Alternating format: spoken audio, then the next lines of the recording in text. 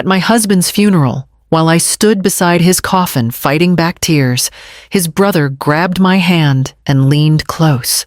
With a cold whisper, he said, "He never wanted you to know." The words cut through me like a knife. I didn't understand what he meant, but before I could ask, the priest opened an envelope with my husband's final note. The moment he began to read, the entire church turned and looked at me. Before I tell you what happened next, make sure to subscribe to the channel and comment below where you're watching from. I'd love to know. My name is Eleanor Hayes.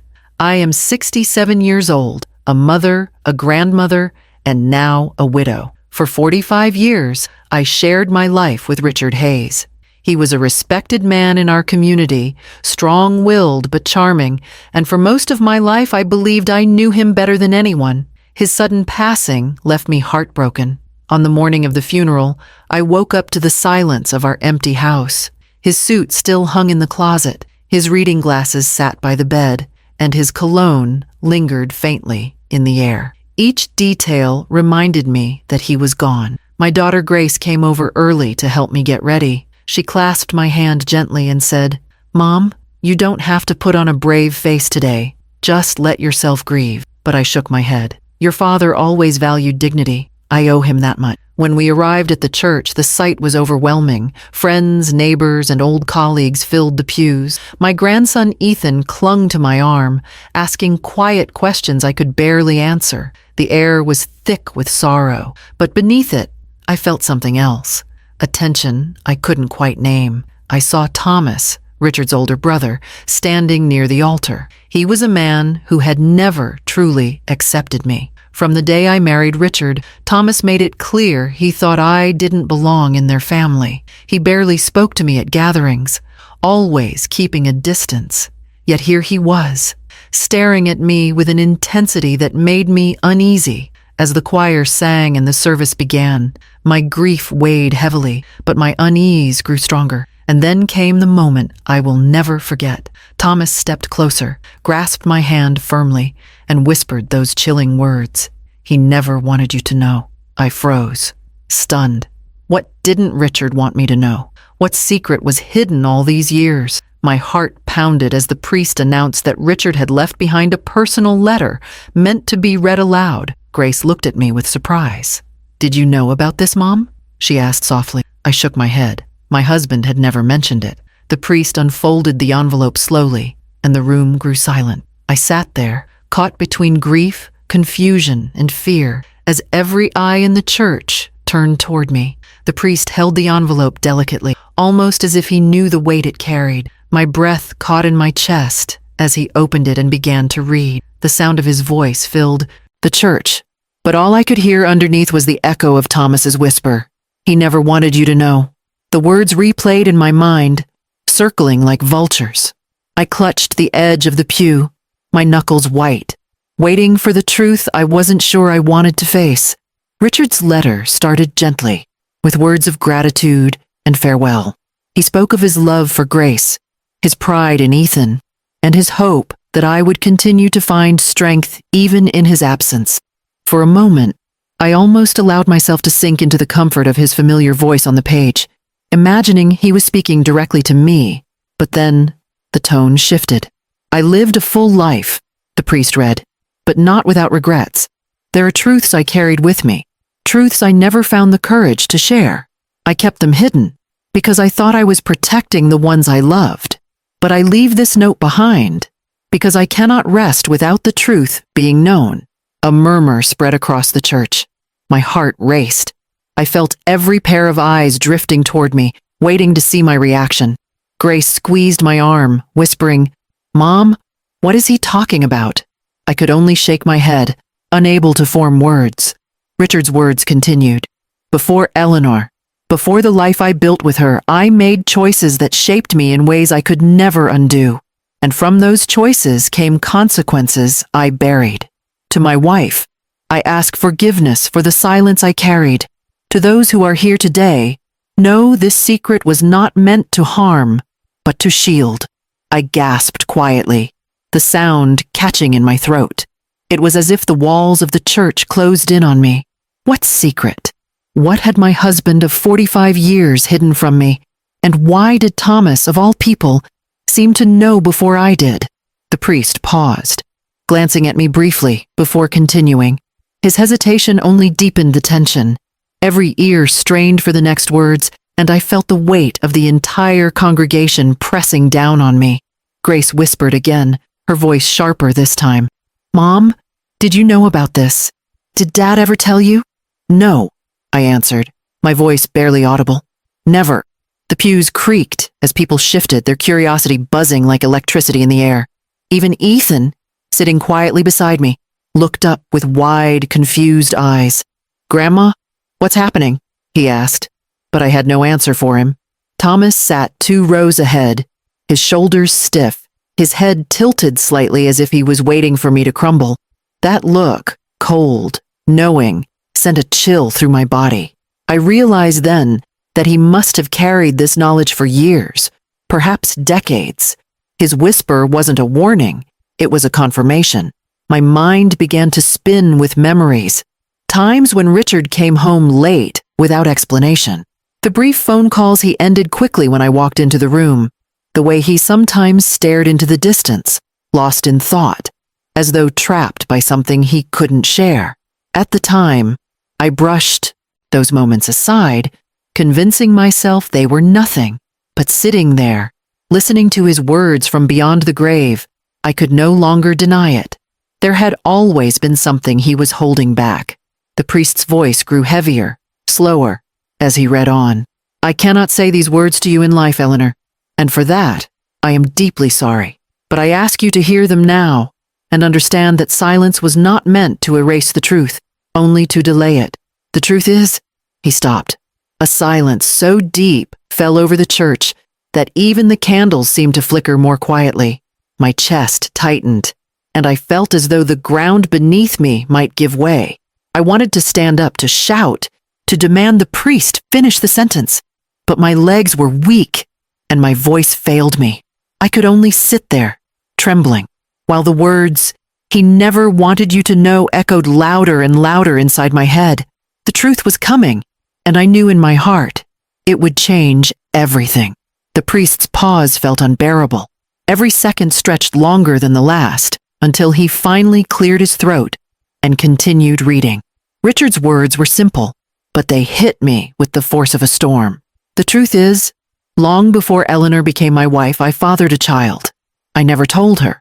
I convinced myself it was better this way, that silence would protect us all. But now, at the end, I cannot carry this secret into the grave. If she's here today, I want her to know that I thought of her often, and that she was never forgotten." Gasps filled the church. A wave of murmurs rippled through the crowd. My body went cold. My husband, my Richard, the man I trusted for almost half a century, had hidden another child from me. I couldn't move, couldn't breathe. Grace gripped my arm, whispering in shock. "Mom, Dad had another child." Her eyes searched mine for answers, but I had none. I felt exposed, like the entire church was staring into the hollow of my chest. People shifted uncomfortably in the pews, some whispering, others staring at me with pity, some with curiosity. My ears buzzed, drowning out the final words of the priest's reading. All I could hear was Thomas's whisper replaying in my mind. "He never wanted you to know." In that moment, I had a choice. I could let humiliation swallow me whole, could sit silently, and let the whispers define me, or I could face what Richard had left behind. I sat frozen for a long while, but deep inside, something steadier than fear began to rise. For decades, I had been Richard's wife. I had stood by him through storms and sacrifices, raised our daughter, built a life of dignity.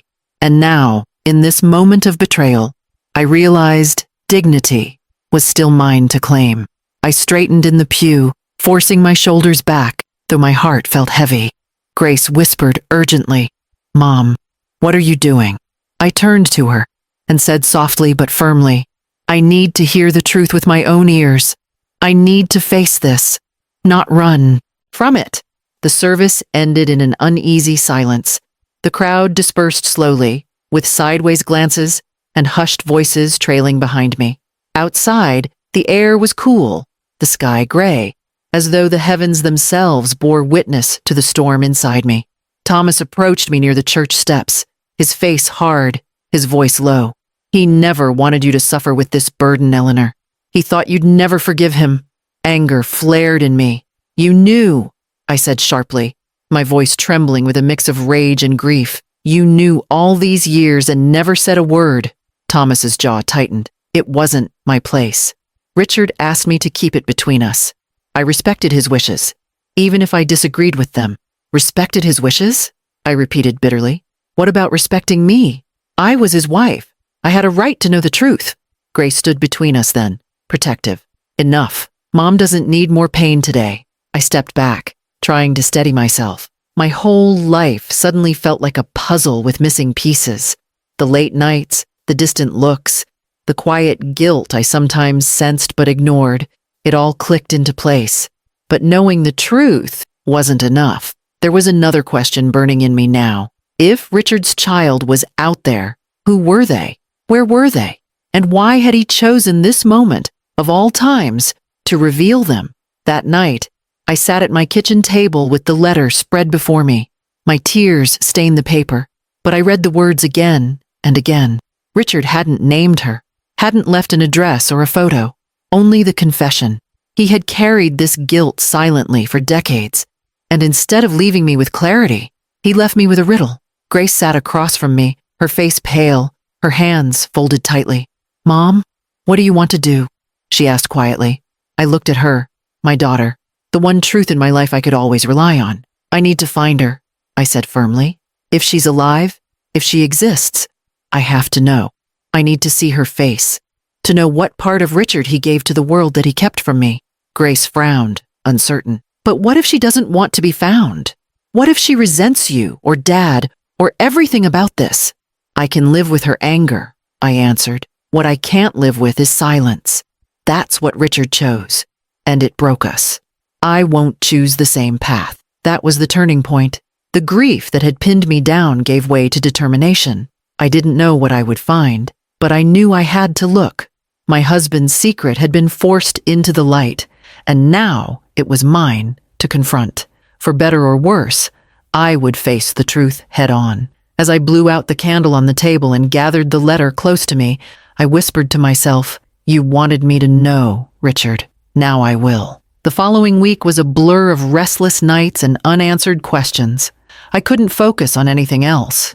Richard's letter sat on my nightstand like a living presence, demanding my attention every time I walked past. I reread it so many times that I knew every line by heart, yet each time it cut deeper. I thought I had known the man I built my life with, but his final words proved there were parts of him I had never touched. I began asking quiet questions, starting with Thomas. I cornered him one afternoon at his house, his expression guarded as soon as he saw me. "Tell me what you know," I demanded. "Richard said he had a child. Who is she?" He hesitated, pouring himself a drink before answering. "Her name is Anna. She was born before you and Richard married. Her mother was a woman Richard cared for, but he made choices that kept them apart. He told me he thought about her every day, but believed silence was the only way to protect you and Grace." The name, Anna, rang in my ear. A name that had never once been spoken in my home, yet it belonged to someone who was tied to my husband's life as surely as I was. "Where is she now?" I pressed, my voice shaking. Thomas sighed. "She's here, Eleanor. She came to the funeral." My heart jolted. "She was there?" He nodded slowly. "She sat in the back. She wanted to hear his final words. I told her it was her choice whether to reveal herself." I could barely breathe. While I stood at the altar grieving my husband, she had been there, watching, listening, hidden in plain sight. The thought consumed me, and when I returned home that night, I told Grace everything. She was stunned. "Dad's daughter? My sister? Mom? We need to know her. She's family." Her words struck me. Family. I wasn't sure I was ready to call her that, but I knew I couldn't ignore her existence any longer. The next Sunday, we returned to the same church for a smaller memorial gathering. My palms were sweaty, my heart beating so hard it felt like it might break through my chest. Grace walked beside me, steadying me. "You don't have to do this if you're not ready," she whispered, but I shook my head. "If Richard wanted the truth out, then I will face it." The church was quieter this time, only a fraction of the people who had attended the funeral. Still, I felt the same weight in the air. The priest offered prayers, and afterward, he gently mentioned that anyone who wished to share words of remembrance could step forward. I stood, my legs trembling. The eyes of the small gathering followed me as I walked toward the front. My voice shook at first, but I forced it to be steady. Richard Hayes was my husband for 45 years. He was strong, stubborn, and sometimes distant, but I believed I knew his heart. His final letter showed me there were truths he hid from me, truths that have shaken me deeply. But I also know he left those words because he wanted healing, not silence. As I spoke, a rustle in the back of the church caught my attention. A woman rose slowly from the pew. She looked to be in her mid-40s, with chestnut brown hair streaked with gray. Her hands trembled as she clutched her purse, and her eyes, Richard's eyes, met mine. "My name is Anna," she said softly, her voice breaking the silence. "I am Richard's daughter." A stunned hush fell over the church. Grace gasped beside me, whispering, "Mom, it's her." I stared at Anna, my emotions colliding, grief, anger, confusion, and something unexpected, recognition. She carried his features in a way that was undeniable. For a long moment, neither of us moved. Then I found myself stepping forward. My hands shook as I extended one toward her. "You were his daughter," I said, my voice tight with emotion. "And that makes you part of this family, too." Tears spilled down Anna's face.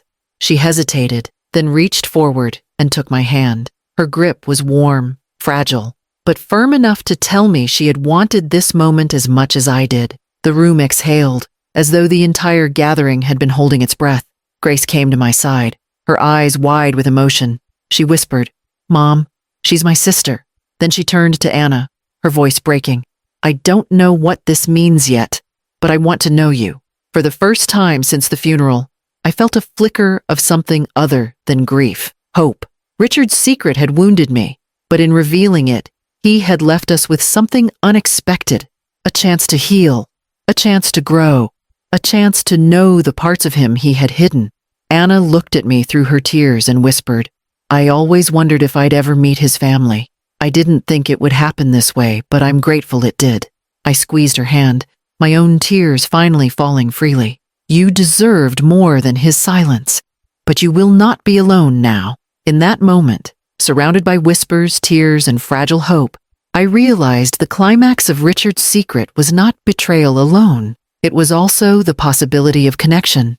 My life had changed forever, but as I stood holding Anna's hand, I knew it had not ended. It was beginning anew. When Anna and I left the church that day, our hands still clasped together, the air outside felt different. It was crisp, but it carried a strange sense of release, as though something heavy had lifted. For years, I thought I carried the full weight of my family's history. In one moment, I realized that story had been incomplete, and now, though painful, it was whole. The days that followed were not easy. Grief over Richard's death lingered, layered with anger at his silence. At times, I wanted to scream at him for robbing me of the chance to know Anna earlier. Other times, I found myself sitting quietly with his letter, rereading his words until my tears blurred the ink, searching for traces of love in the honesty he had finally given me. Forgiveness didn't come quickly, but it began to grow, like a small seed planted in broken soil. Anna and I started slowly. Our first few conversations were hesitant, as if we were circling around a truth too fragile to touch. She told me about her childhood, about the parents who raised her with love but never hid the fact she was adopted. She admitted she often wondered about her biological father, piecing together little clues when she could, never knowing if she'd find an answer. When she saw Richard's obituary in the newspaper, she came to the funeral because deep down, she hoped his final words might speak to her. And they did. Listening to her story was both heartbreaking and healing. For every year, Richard had kept Anna in the shadows. She had lived with unanswered questions. I could see in her face the quiet ache of a child who grew up knowing she was wanted by some, but hidden by another. When she looked at me, I saw not a stranger, but a woman who carried the same blood, the same eyes, and the same longing for connection. Grace's reaction shifted over time as well. At first, she was conflicted, hurt that her father had hidden something so life-changing. But as she spent more time with Anna, her walls began to soften. "She reminds me of Dad," Grace said one evening after dinner, her voice quieter than usual. "It's in the way she laughs, in the way she tells a story. It's like having a piece of him here with us." Hearing that, I felt tears sting my eyes because I knew she was right. Ethan, my grandson, accepted Anna with the innocence only a child can have. To him, family was simple. One night, he sat beside Anna at the table and asked, "Does this mean you're like another grandma to me?" She laughed through her tears, nodding. "If you'll have me." Ethan beamed, and in that moment, something in me settled. What felt like a fracture at first was slowly mending into a new kind of whole. I learned quickly that the truth is never easy, but silence is far heavier. Richard's choice to keep Anna a secret broke something in me, but his choice to reveal her at the end gave us all a chance to heal. It taught me that even the most painful truths, when faced with courage, can lead to unexpected gifts. One evening, Anna and I sat in my kitchen, the letter lying between us on the table. She reached across and held my hand. "Do you hate him for what he did?" she asked softly. I thought about it carefully. "I don't hate him," I said, my voice steady. "I'm hurt, yes, but hate? No. He gave me a life. He gave me grace. He gave me years of love. And now, even in his silence, he gave me you. I wish he had been braver sooner, but I can't undo the past. What I can do is make sure it doesn't keep us apart now." Her eyes filled with tears as she whispered, "Thank you." In the months that followed, Anna became part of our lives. She joined us for holidays, helped Grace in the garden, and even taught Ethan how to paint. Each new memory didn't erase the pain, but it added something brighter to it. I came to see that my family had not been shattered by Richard's secret. It had been expanded. Now, when I visit Richard's grave, I no longer speak to him with anger. I tell him about our dinners, about Anna's laughter, about how Grace is learning to accept her sister, about how Ethan has another person in his corner. I tell him that while his silence hurt me deeply, his final confession gave me a chance to write a new chapter, one filled with honesty and connection.